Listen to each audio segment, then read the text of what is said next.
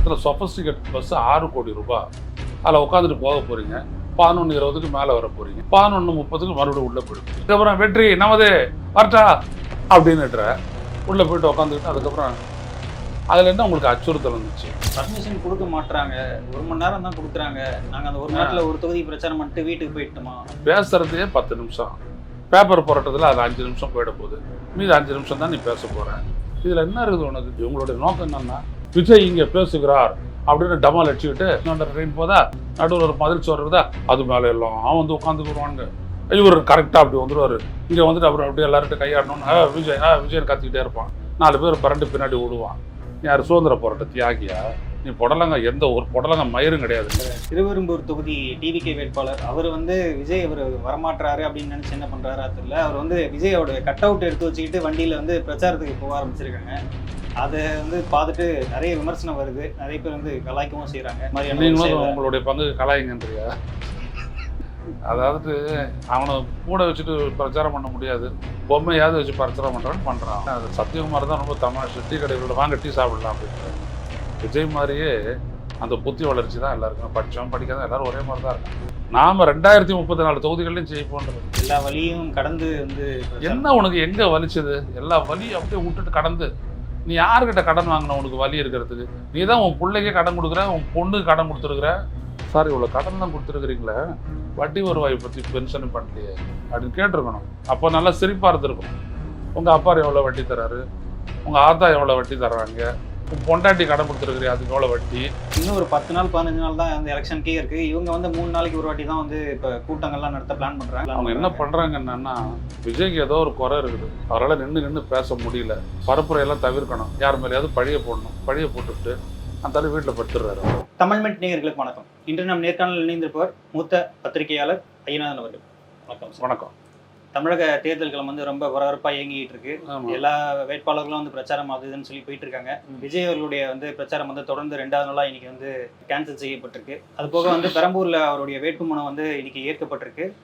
திருச்சி கிழக்குலையும் வந்து சற்று நேரம் வந்து நிறுத்தி வச்சிருந்தாங்க, அதுக்கப்புறம் அங்கேயும் ஏற்கப்பட்டிருக்கு. அவருடைய வேட்புமனு வந்து ஏற்கதில் வந்து நிறைய முரண்பாடுகள் இருந்தது அப்படின்னு சொல்லிட்டு வந்து பாமக சார்பில் நிற்கிற வந்து திலகபாமா அவங்க வந்து நிறைய எதிர்ப்புலாம் கிளப்பியிருக்காங்க. நீங்கள் இந்த சூழ்நிலையை எப்படி பார்க்குறீங்க? இல்லை, அவங்களெல்லாம் மக்களே பார்த்துக்கிட்டு விட்டுற வேண்டியது தான். தேர்தல் அதிகாரி அப்படின்னு ஒருத்தர் இருக்கார், அவர் தான் இறுதி முடிவு எடுக்கணும். அதை சுட்டி காட்டலாம், ஆனால் இறுதி முடிவு எடுக்கிறது ரிட்டர்னிங் ஆஃபீஸர் தான். அவர் அதை முடிவு எடுத்துட்டாரா? ரைட். ஏன்னா இது வந்துட்டு ஒரு ஜனநாயக அடிப்படை உரிமை போட்டியிடுறது. எனவே அந்த உரிமையை அவர் உறுதி செய்கிறாரு. இதே மாதிரி தான் ஆதவ அர்ஜுன் அது கூட நிறுத்தி வைக்கப்பட்டது, இப்போ ஏற்கப்பட்டதுன்னு வந்து செய்தி வருது. Right, okay. நான் என்ன சொல்ல வரேன்னா, இவங்க ஒரு அரசியல்வாதிகளா? தமிழக வெற்றி கழகம் ஒரு அரசியல் கட்சியா? இந்த விஜய்ன்றது ஒரு அரசியல்வாதியா? இல்லை அவரோட சேர்ந்து இருக்கிறாங்களே இந்த செங்கோட்டையன், நாஞ்சில் சம்பத்து தவிர மற்ற புண்ணாக்குகள்லாம் அரசியல்வாதிகளா? அவங்களா எந்த பொறுப்புணர்வாவது இருக்கா? என்ன உங்களுக்கு வந்துட்டு இப்போ இந்த பிரச்சாரம் பண்ணுறதுல என்ன வலி? மற்றவங்க மாதிரி அதாவது கஷ்டப்பட்டு அப்படியே ஜீப்போட தெருவா நீங்கள் போகிறீங்களா? ஒன்றும் கிடையாது. நேராக ஒரு இடத்துல சொஃபஸ்டிகேட் பஸ் 6 கோடி ரூபாய், அதில் ஏறி உட்காந்துக்க வேண்டியது. இல்லாட்டி இன்னொரு வண்டி ஒன்று வச்சுருக்கிறீங்க, ஒரு வண்டிக்கு 2 வண்டி, அதில் உட்காந்துட்டு போக போகிறீங்க. அந்த இடத்துல 11:20க்கு மேலே வர போகிறீங்க. 11:30க்கு மறுபடியும் உள்ளே போயிட போகிறீங்க. உள்ளே போயிட்டு உட்காந்துக்கிட்டு அதுக்கப்புறம் இப்படின்ட்டு போக போகிறீங்க. இதில் என்ன கஷ்டம் உங்களுக்கு? ஒரு 10 நிமிஷம் பேச போகிறேன், அதில் என்ன உங்களுக்கு அச்சுறுத்தல் வந்துச்சு? ஏதாவது அச்சுறுத்தல்னு வந்துச்சா விஜய்க்கு? யாராவது கல்லை தூக்கி போட்டானா? அட்லீஸ்ட் ஒரு பூவை தூக்கி போட்டானா? இல்லை, அவங்க தொண்டர்கள் தான் முழு தர்பூசணியை தூக்கி உள்ளே போட்டாங்க. ஏங்க, முழு தர்பூசணியை தூக்கி போடுறான்னா உன் அன்பால் தூக்கி போடுறான். நீ எவ்வளோ குண்டு அந்த நாட்டின் மீது போடலையா? புழு குண்டெல்லாம் வீசுகிறேன். நான் என்ன சொல்ல வரேன், அது இல்லை விஷயம். அதெல்லாம் தடுக்கிறதுக்கு தான் வந்துட்டு கேரளாலேருந்து வந்துருக்குறாங்களாமே பவுன்சர்ஸு, அவங்க பார்த்துக்குருவானுங்க உன் பாதுகாப்பு. அச்சுறுத்தல்னா வேறு என்ன அச்சுறுத்தல்? போலீஸ் பாதுகாப்பு இல்லையா? பர்மிஷன் கொடுக்க மாட்டாங்க, 1 மணி நேரம் தான் கொடுக்குறாங்க, நாங்கள் அந்த 1 மணி நேரத்தில் ஒரு தொகுதி பிரச்சாரம் பண்ணிட்டு வீட்டுக்கு போயிட்டோமா அப்படின்ற மாதிரி. இல்லை, 1 மணி நேரம் கொடுக்காத வேறு எவ்வளோ 9 மணி நேரம் கொடுப்பாங்களோ? எல்லாருக்கும் 1 மணி நேரம் தான் கொடுப்பாங்க பரப்புரை. இப்போ ஸ்டாலின் பேசுகிறாரு, அவருக்கு 2 மணி நேரம் தான் பர்மிஷனு. அவர் வராரு கூட்டத்துக்கு, அதுவும் கூட்டம் நீங்கள் பார்த்தீங்கன்னா நகர்ப்புறத்தில் ஒரு அந்த பொதுக்கூட்டம், அந்த இது சாலைகள் அதெல்லாம் கிடையாது. எங்கேயோ ஒரு மைதானத்தை செலக்ட் பண்ணி பந்தலை போடுறாங்க, எல்லோரையும் உட்கார வைக்கிறாங்க, கம்ஃபர்டபுளாக பேசுகிறாரு, அவர் போகிறாரு, எந்த பாதிப்புமே இல்லை. அந்த இடத்துல வேறு எதுவும் கிடையாது, வேறு எதுவும் நிகழ்வும் கிடையாது. நீ நடு ரோட்டில் வந்து நிற்கணுன்ற, அதுவும் 4 ரோடு முனையில் வந்து நிற்கணுன்ற, அண்ணா சிலைக்கு கீழே நிற்கணுங்கிற, அந்த இடத்துல 1 மணி நேரம் கொடுக்காது, பின்ன 9 மணி நேரமாக கொடுப்பாங்க. நீ எவ்வளோ நேரம் பேச போகிற? இப்போ சைதாப்பேட்டையில் 1 மணி நேரம், உதாரணத்துக்கு சைதாப்பேட்டை தேரடி திடல், அங்கே தான் பேச முடியும், 1 மணி நேரம் கொடுக்குறாங்க. நீங்கள் வந்தீங்க 1 மணிக்கு, 12 மணிக்கு 11 மணிக்கு வா, வந்துட்டு உடனே பேசிட்டு போ. அங்கேருந்து போய்ட்டு ஜேரா தேட்டர்கிட்ட ஒரு கூட்டம் இருக்கும், அங்கே போய்ட்டு ஒரு பேசு 2 விட முடிச்சுட்டு போயிட்டே இருக்கலாமே. நீ பேசுகிறதே 10 நிமிஷம், பேப்பர் போராட்டத்தில் அது 5 நிமிஷம் போயிட போகுது, மீது 5 நிமிஷம் தான் நீ பேச போகிற. இதில் என்ன இருக்குது உனக்கு கூட்டம் பேச்சு வரத்துக்கலாம்? இவங்களுடைய நோக்கம் என்னன்னா, விஜய் இங்கே பேசுகிறார் அப்படின்னு டமால் அடிச்சுக்கிட்டு அங்கே ஜனங்கள்லாம் வந்து அவருடைய ஜனங்கள்னு ரசிகர்களாக கூட வேண்டியது கூடிக்கிட்டு ரயில்வே வந்தாண்ட ட்ரெயின் போதா, நடுவில் ஒரு மதில் சோறு இருக்குதா, அது மேலே எல்லாம் வந்து உட்காந்துக்குருவானுங்க. இவர் கரெக்டாக அப்படி வந்துடுவார், இங்கே வந்துட்டு அப்புறம் அப்படியே எல்லார்கிட்ட கையாடணும்னு விஜயன் கத்திக்கிட்டே இருப்பான். 4 பேர் பரண்டு பின்னாடி விடுவான். அது ஒரு 10 அடி மதில் சோறு. இவங்க தான் குரங்கு மாதிரி ஏறி உட்காராங்க, எல்லாம் உட்காருவாங்க. விஜய் முடிச்சுட்டு போகும்போது அந்த க்ரௌடுக்குள்ளேயே ஒரு வண்டியை விடுவார், எல்லாம் எகிரி குச்சி அந்தாண்ட போயிட்டு அப்படியே ரயில்வே ஸ்டேஷன் வழியாக அப்படி போகலான்ட்டு போகும்போது அப்போ ட்ரெயின் வரும், ஒரு 4-5 பேர் செத்து போயிடுவாங்க. செய்தி ஆகிடும். இதுதான் இவங்களுக்கு தேவை. இது நடக்கிறதுக்கு ஒரு 3 மணி நேரம் தேவை, இல்லாட்டி 4 மணி நேரம் தேவை. அதுக்கு தான் அவங்க 4 மணி நேரம் கேட்குறாங்க. ஏன்னா அவர் சொல்கிற காரணம் வந்து, ஏன் டிக்டேட்டர்ஷிப் பண்ணுறீங்க, ஏங்க 3 மணி நேரம் கொடுக்கறது, ஒரு 2 மணி நேரம் கொடுக்கறது, இந்த மாதிரி ஒரு தலைவர் வந்து மக்களை சந்திக்க வரும்போது இந்த மாதிரி நீ எங்க மக்களை சந்திக்கிற, எங்க நீ சந்திக்கிற? இப்படி இது மக்கள் சந்திப்பாது, அது போகும்போது இப்படியே ஆட்டிட்டு போக போகிற, அவ்வளோதான். நீ ஏறி நின்று நீ பேசுகிற 10 நிமிஷம், அதில் ஆரம்பத்தில்ன்ட்டு அதுக்கப்புறம் அப்படின்னு பேசுகிற, அவ்வளோதானே? 10 நிமிஷம் தானே. அதுக்கப்புறம் வெற்றி நமது வரட்டா அப்படின்னுட்டுற இல்லையா? இதானே ஸ்டீரியோ டைப்டு டயலாகு. இதை பேச போகிறேன், இதுக்கு எதுக்கு உனக்கு 3 மணி நேரம்? நான் கேட்குறேன், 3 மணி நேரம் எதுக்கு உனக்கு? அப்படியே அவங்க வெயிலில் காஞ்சிட்டு இருக்கணுமா? அதாவது மக்கள் வந்து இந்த மாதிரி வந்து கூட்டமாக வரல அப்படின்னா நாங்களும் 1 மணி நேரத்தில் போயிடுவோம். தலைவர் விஜய் அவர்களை பார்க்கறதுக்கு வந்து அப்படியே குடும்பமாக வராங்க, பெண்கள் அலமோதிக்கிட்டு வராங்க. இந்த மாதிரி வந்து பொதுமக்கள் வந்து ஒரு ஒன்றா கூடுறதுனால தான் வந்து எங்களால் வந்து இந்த குறிப்பிட்ட டைமுக்கு வர முடியல. ஸோ அதனால் அந்த 1 மணி நேரம் பர்மிஷன்லாம் கொடுத்து இதே மாதிரி பழக்கப்படுத்தினீங்கன்னா நாங்கள் எல்லா மாவட்டங்களையும் இதே மாதிரி 1 மணி நேரம் பர்மிஷன் வாங்கிட்டு பிரச்சாரம் பண்ணணுமா அப்படின்ற மாதிரி ஒரு கேள்வி எழுப்புறாரு. ஆமாம், உனக்கு 1 மணி நேரம் தான் கொடுக்கணும், அவ்வளோதான் கொடுக்க முடியும். வந்துக்கிட்டே இருப்பாங்க. 1 மணிக்கு கொடுத்தாச்சு, 6 மணிக்கு நீ வந்து பேசலாம், அப்படி கொடுக்கணுமா? ஏன்னா வந்துக்கிட்டே இருப்பாங்க. என்ன புழுவுறாங்க பாரு. இவங்க ஒன்றும் வர்றதெல்லாம் இவங்க வரவழைக்கிறது, இவங்க துட்டு கொடுத்து கூப்பிட்றதால தான் டெய்லி ஷார்ட்ஸில் வந்துடுது, எல்லாம் வந்துடுதில்ல எவ்வளோ ஏற்பாடு பண்ணி வரீங்கன்ட்டு. நீங்கள் மரக்கடை கூட்டத்தையே திருச்சி மரக்கடை கூட்டத்தில் எதுக்கு இதை பண்ணிகிட்டு இருக்கிறீங்க? இந்த புஷி ஆனந்த் வச்சுக்கிட்டோம், இந்த ஆதவர்ஜுனா ரெட்டியை வச்சுக்கிட்டோம், துட்டு கொடுத்துரு அடைங்கடான்ட்டு அவனுங்களும் வெறி பிடிச்சி போய் துட்டை கொடுத்து கூட்டம் வந்தாங்க. மறுபடியும் துட்டுக்கிட்டலாம் செலவானது தான். வரும்போது அந்த திருவிக நகர்கிட்ட அது பஸ் ஸ்டாண்டு, அந்த இடத்துல வந்துட்டு நாங்கள் வந்துட்டு 5000 பேர் 3000 பேர் கூட்ட போகிறோம் அப்படின்னா எப்படி? அது எப்படி போலீஸ் பர்மிஷன் கொடுக்கும்? எடப்பாடி பழனிசாமி பேசுகிறாரு, அங்கே யாரோ பேசுகிறாங்க, அவங்களாம் அப்படியே கேட்குறாங்க. இப்போ ஸ்டாலின் இந்த மாதிரி கேட்குறாரு, நான் வரத்துக்கு 3 மணி நேரம் கூட்டிட்டு கேட்டிருக்காரா? கொடுக்குறாங்களா அந்த மாதிரி போலீஸு? அப்போ ஒன்று பண்ணு, கிரவுண்டு எங்கேயாவது தேடி எடுத்துக்கோ. ஒரு சைதாப்பேட்டையில் ஒரு கிரவுண்டு எங்கேயாவது இருக்கா? அந்த கிரவுண்டுக்கு நான் வரேன், நீங்கள்லாம் வந்துடுங்க, காத்தால 8 மணிலேருந்து வந்து காத்துட்ருங்க, நான் ஒரு 12 மணிக்காக வரேன், வந்து பேசிட்டு 2 மணி நேரத்துக்கு நான் போகிறேன் அப்படின்னு ஏதாவது இருக்கா? ஒன்றும் இல்லைல்ல. நீ எதுவும் பட மாட்டேன், கிரவுண்டு பண்ண. ஏன்னா கிரவுண்டு கேட்டாங்கன்னா உடனே போடு, ஷீட்டை போடு, மெடல் கொடு, சேரை போடுன்னுட்டான் போலீஸ்காரன். அது இவங்களுக்கு வலிக்குது, ஏன்னா செலவு பண்ணுமே. மக்கள் சாவலாம், ஆனால் இவங்களுக்கு செலவு பண்ணக்கூடாது. இதுதான் இந்த 2 பசங்களுடைய நோக்கம். இவங்க மக்கள் மீது எந்த விதமான அக்கறையும் கொள்ளாதவர்கள், இல்லாதவர்கள். அதான் உண்மை. மாறுறான், மோதுறான், ஊடுறான், சாவறான், எதை பற்றியும் கண்டுக்கிறது இல்லை அவங்க. நீ என்ன பேசிட்டு அப்படி அரசியல்? ஒரு ஸ்டாலின் பேசுறாரு, சாதனைன்னு பேசுறாரு, எதிர்கட்சி குற்றச்சாட்டுக்கு பதில்னு பேசுறாரு, இந்திய ஒன்றிய அரசு வந்துட்டு வஞ்சிக்குதுன்னு பேசுறாரு. நீ என்ன பேச போற? ஸ்டாலின் மாமா அப்படின்னு பேச போற? அதானே? உனக்கு ஏதாவது ஒழுக்கம் இருக்குதா? எதுவுமே கிடையாது. ஒரு பட்டனை பிரித்து விட்டுட்டு ரவுடி மாதிரி தான் ஏறுற. அப்புறம் என்ன இருக்குது உனக்கு? கேவலமான ஒரு அரசியலை பண்ணிட்டு இருக்கிறான் அந்த விஜய். எதுவுமே கிடையாது. தமிழ்நாட்டினுடைய அரசியல் களத்தில் ஒரு வேட்பாளர் அப்படின்னா, ஒரு தலைவன்னா எவ்வளவு டீசெண்டாக எப்படி நடந்துக்கணும், எதுவுமே கிடையாது. அந்த ரசிகர்களை பொறுத்து எந்த பொறுப்புணர்வும் கிடையாது. அவங்க பத்திரமா இருக்கணுமேன்ற ஒரு எண்ணம் கிடையாது. அவங்கள அப்படியே தூக்கி வீசுறான் பவுன்சர்ஸ். இல்லை, ஒரு பக்கம் வந்து அவங்க பவுன்சர்ஸே இப்படி வந்து வர மக்களை வந்து இந்த மாதிரி வீசுறாங்க. பட் ஆனால் அவர் ஒரு காரணம் சொல்றாரு, நாங்கள் வந்து தலைவருக்காக வந்து பாதுகாப்பு கேட்குறோம், தலைவரோட பாதுகாப்பை நாங்கள் உறுதி செஞ்சுக்கிறோம், வர மக்களுக்கு தானே பாதுகாப்பு கேட்குறோம். வர மக்களுக்கு என்ன பண்ணுறது? ஒரு ரசிகர் பதில் ஒரு போலீஸ்காரன் வச்சுட்டு அப்படியே அரைச்சி முடிச்சுட்டு நிற்க முடியுமா என்ன? 5000 பேர் வந்தாங்க, ஸோ 5000 போலீஸ் அப்படி நிற்க முடியுமா என்ன? இவர் சொன்னார், மகளிருக்கெல்லாம் நான் முழுமையான பாதுகாப்பு தருவேன்ட்டு. நான் கூட கிண்டல் அடித்தேன்.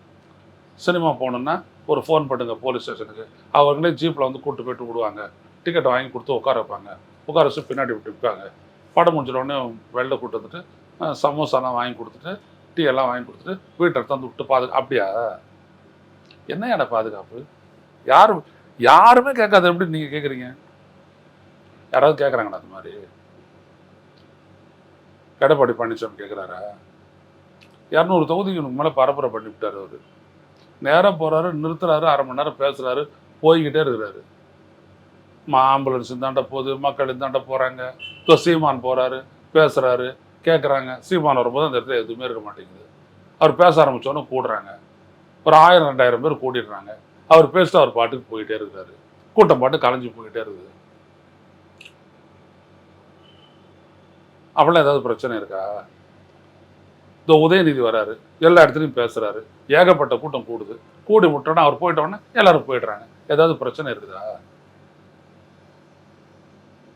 புரிஞ்சுக்கணும் இல்லை நீ உன்னுடைய அந்த ஒட்டுமொத்த அந்த அந்த அந்த இடத்தினுடைய இயக்கமே உன்னை சம்மந்தப்படி தான் இருக்கா? அவங்க ஏற்கனவே போகிறாங்க வராங்க. மரக்கடை கூட்டத்தில் தானே ஆச்சு.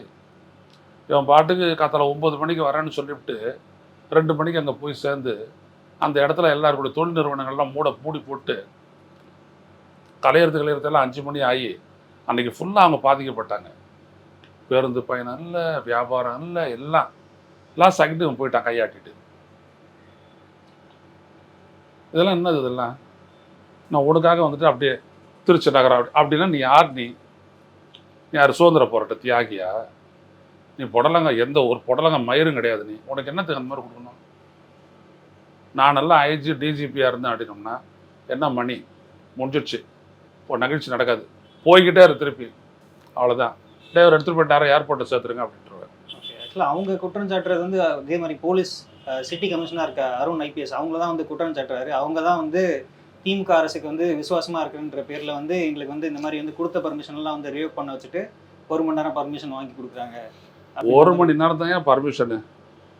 நீ எவ்வளோ நேரம் பேசுகிற சொல்லு. நீ 1 மணிக்கு அந்த இடத்துக்கு வரேன்னா நீ 1:10 வரலாம், அவ்வளோதான். 10 நிமிஷம் பேச போகிற, 1:20 முடிஞ்சு போச்சு. நீ யாருக்கிட்டையும் இறங்கி கை கொடுத்தெல்லாம் பண்ண போகிறதில்ல, போய்கிட்டே இரு. போதும் உனக்கு 1 மணி நேரம் அதிகம், அவ்வளோதானே. நீ சொல்லு, நான் வந்தேன்னா 1 மணி நேரத்துக்கு மேலே பேசுவேன், எனக்கு போய்ட்டு 1 மணி நேரம் அப்படின்னா சொல்லு. நீ இப்போ சீமானை விட்டினா 1 மணி நேரம் பேசுவார், ஸ்டாலினை விட்டா 40 நிமிஷம் பேசுவார், எடப்பாடி பழனிசாமி 1/2 மணி நேரம் பேசுகிறாரு, உதயநிதி ஸ்டாலின் 20 நிமிஷம் பேசுகிறாரு. அந்த அவ்வளோதானே. நீ அதெல்லாம் தாண்டி ஒன்றும் பேசலையே. 10 நிமிஷம் தான் பேசுகிற, 5 நிமிஷம் பேப்பர் பார்க்குற, 5 நிமிஷம் பேசுகிற, அவ்வளோதானே. அப்புறம் என்ன அது? அங்கே சிட்டிக்குள்ளே கால் வைக்கணுன்றது பார்த்துட்டு உங்களுக்கு பயமா? சிட்டிக்குள்ளெல்லாம் எங்கெங்கெல்லாம் நுழையிறமோ அங்கெல்லாம் வந்து திமுக வந்து பயப்படுது. சென்னை சிட்டியில் வந்து பாதி இடங்களுக்கு மேலே வந்து திமுக தோற்றுன்னு பயம் இப்பயே வந்துருச்சு, விஜய் அவர்கள் வெளியே வந்ததுனால அப்படின்ற மாதிரி சொல்கிறாரு அவர். பயம் வந்துருச்சு இல்லை? நீ வீட்டில் படுத்துக்கோ. திமுககாரன் வந்துட்டு ஒன்று பார்த்து பயப்படுறான், வீட்லேயே படுத்துக்கோ. படுத்துக்கிட்டு சொல்லு. வீடியோ விடுவல்ல, காதில் ஒரு டாக் பேக்கெல்லாம் மாட்டிக்கிட்டு அப்படியே ஒரு பேசி 3ஆவது நாள் கொடுத்திய கரூருக்கு அந்த மாதிரி ஒரு டாக் பேக்லேயே கொடுத்துரு. அதான் அவன் மேலே உன்னை கரெக்டாக பயப்படுறாங்கல்ல. யாரையும் நீ பயப்பட வைக்காது. நீ வீட்டில் இருந்துட்டு காமராஜர் சொன்னார்ல, படுத்துக்கிட்டே ஜெயிப்போன்ட்டு அவர் 67 காலி ஆனார்ல, அதே மாதிரி நான் வீட்டில் குந்திக்கிட்டே ஜெயிப்பேன் அப்படி சொல்லிட்டு குந்திக்கிட்டு காத்தால ஒரு வீடியோ கொடுத்துரு. அப்புறம் ஃபுல்லாக தூங்கு. 2 நாள் கழிச்சு மறுபடியும் ஒரு வீடியோ கொடு. அப்புறம் ஃபுல்லாக தூங்கு. ஏதோ ஒன்று படுத்துக்கடை. எதுக்கு வெளில வர? அதான் அவங்களாம் பயப்படுறாங்களே, ஏன் வெளில வர? திருவெரும்பூர் தொகுதி டிவிகே வேட்பாளர் அவர் வந்து விஜய் அவர் வரமாட்டாரு அப்படின்னு நினைச்சு என்ன பண்றாரா தெரியல. அவர் வந்து விஜயோட கட் அவுட் எடுத்து வச்சுக்கிட்டு வண்டியில வந்து பிரச்சாரத்துக்கு போக ஆரம்பிச்சிருக்காங்க. அதை வந்து பார்த்துட்டு நிறைய விமர்சனம் வருது. நிறைய பேர் வந்து கலாய்க்கவும் செய்றாங்க. எப்படி பாக்குறது இந்த மாதிரியான ஒரு நீங்களும் செயலை? உங்களுடைய பங்கு கலாய்ங்கன்றியா? இல்லை கேட்குறேன். அதாவது அவனை கூட வச்சுட்டு பிரச்சாரம் பண்ண முடியாது. பொம்மையாவது வச்சு பிரச்சாரம் பண்ணுறான் அவ்வளோதான். அவன் ஒரு மனுஷன். யாரை வேட்பாளராக நிறுத்தி வச்சிருக்கான்? 5 நாளுக்கு முன்னாடி கஞ்சா கடத்திட்டு ஜாமீனில் வந்தவனை தூக்கி வேட்பாளர் அறிவிக்கிறான். யாரை வேட்பாளர் அறிவிக்கிறான்னு தெரியல. நிர்வாகி அப்படின்றான் இந்த ஆடு. பார்த்தோம்னா இந்த கூத்தெல்லாம் தாஜ் கவர்மெண்ட்டில் நடந்ததெல்லாம் ஹோட்டல் வெளியவே வந்து அவ்வளவு பேர் வந்து பிரச்சனை பண்ணிட்டு இருந்தாங்க. ஹோட்டலுக்குள்ள வந்து வேட்பாளர் அறிவிச்சுட்டு இருக்கும்போது ஹோட்டல் பத்திரமா இருக்குது. அந்த அளவுக்கு பாராட்ட வேண்டியதுதான். ஏன்னா கொஞ்ச நாள் முன்னாடி வந்து சத்யகுமார் அப்படின்னு சொல்லிட்டு அந்த அம்பேத்கர் லுக்ல ஒரு அட்வொகேட் ஒருத்தர் இருப்பார். அவர் வந்து தனியா வந்து பிரச்சாரம் போயிட்டு இருக்காரு திருச்சியில. அவரோட அந்த மாவட்ட நிர்வாகிகள் கூட யாருமே வரல. அவர் மட்டும் தனியா பிரச்சாரம் பண்ணிட்டு இருக்காரு. இப்போ வந்து இவர் வந்து விஜய் கட் அவுட் வச்சுட்டு பிரச்சாரம் பண்ணிட்டு இருக்காரு. இவங்க பிரச்சாரம்லாம் ஒரு புது டெக்னிக்கா இருக்கிற மாதிரி இருக்கு. இல்லை அந்த அவங்களாம் ஒரு ஆர்வத்தோட பிரச்சாரம் பண்ணுறாங்க. அது சத்யகுமார் தான் ரொம்ப தமாஷு. டீ கடைகளில் வாங்க டீ சாப்பிடலாம் அப்படின்றாரு. விஜய் மாதிரியே அந்த புத்தி வளர்ச்சி தான் எல்லாருக்குமே. படித்தவன் படிக்காத எல்லாரும் ஒரே மாதிரி தான் இருக்காங்க. நாம் 2034 தொகுதிகளையும் ஜெயிப்போன்றாரு. யாரு? சத்யகுமார். சத்யகுமார் 2034 தொகுதி எல்லாரும் வியந்து போயிட்டாங்க. இங்கே 234 வேட்பாளர்களுக்கே விஜய் இங்கே தங்கி வர அறுந்து போச்சு. 2034 தொகுதியை போயிட்டார் அவர். எல்லாம் மிதமிஞ்சிய மயக்கத்தில் என்ன பண்ணுறதுன்னு தெரியாமல் பலரெல்லாம் பரப்புரை பண்ணுறதே இல்லை. அவங்க ஏதோ ரைட்டு அறிவிச்சியா நானும் வேட்புமனு தாக்கல் பண்ணிட்டேன், அது வந்தால் வருது வராட்டு போது. எவன் செலவு பண்ணுவான்? எதை நம்பி செலவு பண்ணுவான்? டெபாசிட் எடுக்கிறதுக்காக ஒரு செலவு பண்ணுவானா? இப்போ நாம் தமிழர் கட்சிக்காரனும் ஒரு கமிட்மெண்ட் இருக்குது. அவன் தெருவா போகிறான். சீமானுக்கு ஒரு கமிட்மெண்ட் இருக்குது. ஊர் ஊராக போகிறாரு. இவருக்கு என்ன இருக்குது கமிட்மெண்ட்டு? விஜய்க்கு என்ன கமிட்மெண்ட் இருக்குது? தமிழ்நாட்டுக்கு ஏதாவது செய்கிறது ஏதாவது அவர் துடிச்சிட்டு இருந்தாரா? அதெல்லாம் ஒன்றுமே இல்லை. எல்லாம் புழுங்க. என்னுடைய கேரியரின் உச்சத்தை விட்டு எல்லா வழியும் கடந்து வந்து என்ன உனக்கு எங்கே வலிச்சது? எல்லா வலியும் அப்படியே விட்டுட்டு கடந்து நீ யாருக்கிட்ட கடன் வாங்கின உனக்கு வலி இருக்கிறதுக்கு? நீ தான் உன் பிள்ளைக்கே கடன் கொடுக்குற, உன் பொண்ணுக்கு கடன் கொடுத்துருக்குற, வட்டி வசூல் பண்ணிட்டு நீ நல்லா தானே இருந்துட்டு இருக்கிற. வட்டி கட்டினால கடன் கொடுத்தவங்களுக்குலாம் என்ன பர்சன்டேஜுக்கு வட்டி கட்ட வட்டி வருவாய் வந்து எவ்வளோன்னு கேட்டிருக்கணும் ரிட்டர்னிங் ஆஃபீஸர். சார் இவ்வளோ கடன்லாம் கொடுத்துருக்குறீங்களே, வட்டி வருவாயை பற்றி பென்ஷன் பண்ணலையே அப்படின்னு கேட்டிருக்கணும். அப்போ நல்லா சிரிப்பாக இருந்திருக்கணும். உங்கள் அப்பா எவ்வளோ வட்டி தராரு, உங்கள் ஆத்தா எவ்வளோ வட்டி தர்றாங்க, உன் மாவன் எவ்வளோ வட்டி தரான், உன் பொண்ணு எவ்வளோ வட்டி தராங்க, உன் பொண்டாட்டி கடன் கொடுத்துருக்குறியா அதுக்கு எவ்வளோ வட்டி எல்லாம் கேட்டிருக்கணும். வட்டி வருவாய் எவ்வளவு அப்படின்ட்டு. இவங்க இந்த மாதிரி புது வேட்பாளர்கள் அப்படின்னு சொல்லலாம். ஆக்சுவலாக செங்கோட்டையன் வந்து ஒரு விஷயம் ஒன்று சொல்லியிருக்காரு. அதாவது வந்து விசில் ஊதுனீங்கன்னா வந்து உங்களுக்கு வந்து சளி பிரச்சனைலாம் இருக்காது அப்படின்ற மாதிரி அவர் ஒரு மாதிரி புது டெக்னிக்ல பிரச்சாரம் பண்றாரு. அதான் சேர்க்கை தப்பாக இருந்தது அப்படின்னோம்னா இந்த மாதிரி தொத்து வியாதியெல்லாம் வரும். இது போயிட்டு சேர்ந்த இடம் அந்த மாதிரி. நான் இதெல்லாம் அப்போவே புரிஞ்சுக்கிட்டேன். எனக்கெல்லாம் 1 மாதம் போதா ரைட்டு ஓ இதெல்லாம் இவ்வளோ தான் அப்படின்றதெல்லாம். செங்கோட்டையனுக்கு புரியல, வியாதி பரவிடுச்சு. இது அப்படி தான் அவர் பேசி அவனை வேறு வழின்னு தனியாக இன்னும் கொஞ்சம் நாளில் பாருங்கள். செங்கோட்டையனுக்கு அது பிடிச்சி சும்மா நைட்லலாம் கூட விசில் ஊற்றிக்கிட்டே இருப்பார் பாருங்கள். இல்லை நிஜமாக தான். நீங்கள் இப்போது நீங்கள்லாம் மென்டல் ஆஸ்பத்திரிக்கெலாம் போயிருக்கீங்களான்னு தெரியல. நான்லாம் சேல்ஸ்மேனாக இருந்தபோது போயிருக்கிறேன். டாக்டரோட நடத்த கூட நம்மளுக்கு அந்த மாதிரி தான் தெரியும். இவர் யாரா அப்படின்ற மாதிரி தான் யோசிப்பீங்க. அவங்களோடய படைக்கு அந்த மாதிரி ஆகிடுவாங்க. ஓரளவுக்கு தெரிவாங்க. அப்படி மென்டல் ஆகிட மாட்டாங்க. அப்படி நம்மளுக்கு அந்த மாதிரி இவங்களோட படைக்கு இதுவும் ஒரு அசைலத்தில் இருக்கிற மாதிரி தான் நடந்துக்கிறார் அவர். விஜய் 234 தொகுதியில் ஜெயிப்பாராம்.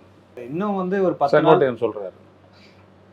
இன்னும் ஒரு 10 நாள் 15 நாள் தான் இருக்குது. அதுக்குள்ளேயே வந்து உலகத்திலேயே இவராட்ட ஒரு தலைவரே இல்லையா. நாஞ்சில் சம்பத்தை சொல்லியிருக்காரு. நல்லா பேசிட்டு இருந்தார் பாவம் அந்த ஆளுக்கு எப்படி ஒரு கேடு. ஆக்சுவலாக இன்னும் ஒரு 10 நாள் 15 நாள் தான் அந்த எலெக்ஷனுக்கே இருக்குது. இவங்க வந்து 3 நாளைக்கு ஒரு வாட்டி தான் வந்து இப்போ கூட்டங்கள்லாம் நடத்த பிளான் பண்ணுறாங்க. அடுத்து வந்து திருநெல்வேலி தூத்துக்குடி இந்த பகுதியில் வந்து பிரச்சாரம் பிளான் அவங்க என்ன பண்ணுறாங்க என்னன்னா, விஜய்க்கு ஏதோ ஒரு குறை இருக்குது, அவரால் நின்று பேச முடியல. அதை தவிர்க்கணும். பரப்புரையெல்லாம் தவிர்க்கணும். யார் மேலேயாவது பழியை போடணும். பழியை போட்டுவிட்டு அந்த ஆள் வீட்டில் படுத்துடுறாரு. அவ்வளோதான். நான் என்ன சொல்ல வரேன்னா, வீட்டில் படுத்துடுறேன் போயிட்டேன். சைதாப்பேட்டை வாக்காளர் பெருமக்களே, ஒரு வீடியோ வெளியிடு. உங்களை சந்திக்க நினைத்தேன், முடியவில்லை. இந்த மாதிரி நான் பர்மிஷன் கேட்டேன். எனக்கு 1 மணி நேரம் தான் பர்மிஷன் கொடுத்தாங்க. நீங்களே சொல்லுங்கள், 1 மணி நேரம் போதுமா? நான் வந்து உங்களை பார்த்தேன்னா ஒரு 3 மணி நேரம் பேசுவேன் இல்லையா? அந்த வாய்ப்பு போயிடுச்சு இல்லையா? உங்களை சந்திக்கும் வாய்ப்பு, உங்களை எல்லாம் அளவலாகும் வாய்ப்பு, உங்களோடு கை குலுக்கும் வாய்ப்பு, எல்லாவற்றையுமே நான் இழந்து விட்டேன். எல்லாவற்றையும் இந்த தேர்தல் ஆணையம் பறித்து விட்டது. நான் எப்படிப்பட்ட செய்திகள் எல்லாம் உங்களுக்கு சொல்ல வந்தேன் தெரியுமா? நான் வந்தால் உங்கள் வீட்டு ஒருத்தருக்கும் ஒரு ஃப்ரிட்ஜு, ஒரு ஏசி, நீங்கள்லாம் எவ்வளோ கஷ்டப்படுறீங்கன்னு தெரியும். அதோடு சேர்ந்து ஏசியோடு சேர்ந்து ஒரு ஃபேனு வீட்டில், இப்படியெல்லாம் நான் கொடுத்து எவ்வளவோ உங்களை குஷப்படுத்த நினச்சேன். எதுக்குமே வாய்ப்பு இல்லை. அதனால் ஒரு வாய்ப்பு வரும். மீண்டும் சைதாப்பேட்டை தேரடி தேர்தலுக்கு வரேன், அப்புறம் தேரடி தேட்டர் பக்கம்லாம் வரேன். நான் வராதனால பரவாயில்ல, நம்ம தொண்டர்களுக்கெல்லாம் ஒரு ரிலீஃபு. யாரும் காயம்படாத, யாரும் சாவாத, யாரும் சொர்க்கத்துக்கு போகாத, யாருக்கும் உத்தரகிரியை கொண்டாடாத, அப்படி நம்ம இருப்போம். அந்த அளவில் மகிழ்ச்சி அப்படின்னு ஒரு வீடியோ வெளியிடலாம்ல சைதாப்பேட்டை மக்களுக்காக. ஏன்னா ஏங்கி தவிக்கிறாங்க. நீங்களாம் மார்க்கெட்லலாம் அழுதுகிட்டே போகிறாங்களாம். ஐயோ விஜய் வரேன்னாரு வரல, விஜய் வரேன்னாரு வரல, எங்கே பார்த்தாலும் ஒரே அழுகுறலாம். தரையெல்லாம் ரோடெல்லாம் ஒரே கண்ணீர் விட்டு அழுத தண்ணி. நேற்று மழை பெஞ்சிச்சு, அதுக்கு இன்றைக்கி வந்துட்டு பார்த்தீங்கன்னா ஒரே கண்ணீர் சுற்றுறாங்களாம். Okay sir. ஏன்னா இப்போ நீங்கள் சொல்கிற மாதிரி பார்த்தா அடுத்து வந்து விஜய் வந்து ஆன்லைனில் தான் பிரச்சாரம் பண்ண வந்து புதுசாக வந்து ஆரம்பிக்க போகிறாரா? இல்லை, ஆன்லைனில் நீங்கள் உட்காந்து பேசணும்ல. ஏன்னா ஜெயிச்சதுக்கு அப்புறம் தான் வந்து எல்லா ஊருக்கும் கிராமமாக வந்து நான் மக்களை பார்க்க போகிறேன். ஆமாம், ஏற்கனவே சொல்லியிருக்காரு. ஆமாம். ஸோ அப்போ வந்து ஆன்லைன் பிரச்சாரம் அப்படின்ற மாதிரி தான் எடுத்துக்கலாமா? அடுத்து தெரில எப்படின்னு தெரில, அங்கே என்ன பண்ணுவாங்கலாம் தெரில. ஓகே சரி. அடுத்து இப்போ வர நாட்களில் விஜய் அவர்களுடைய பிரச்சாரம் எப்படி இருக்க போது, என்னென்ன மாதிரியான விஷயங்கள்லாம் பேச போகிறாரு அப்படின்றத பொறுத்து பார்ப்போம். மிக்க நன்றி சார்.